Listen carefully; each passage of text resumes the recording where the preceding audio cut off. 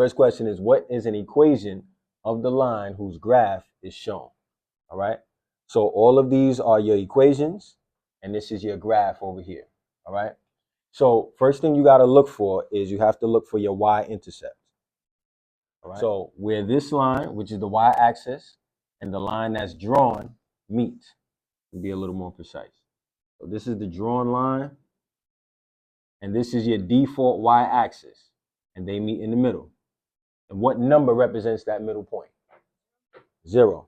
So your y-intercept is equal to 0. So far, so good. Now, we need the slope. All right? Now, the slope is determined. I'm going to erase this. The slope is determined by the path we have to take in order to get to the next point. So we start at the y-intercept that we already know of, but we can't just go diagonally straight up to this point. We have to go up and over.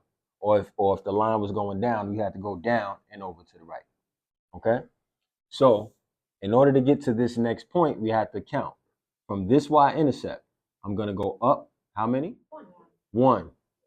I go up 1, and I go over to the right how many? 1. Okay, so my slope is 1 over 1. Y-intercept 0, slope is 1 over 1. Okay?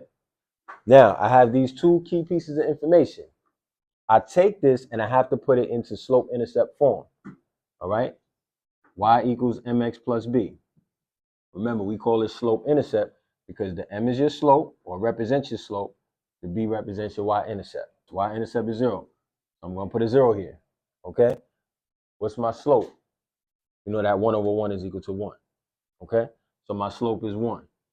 Now I can take all this information here, plug it in. Y equals 1, x plus 0. I'm almost there, but I have to simplify.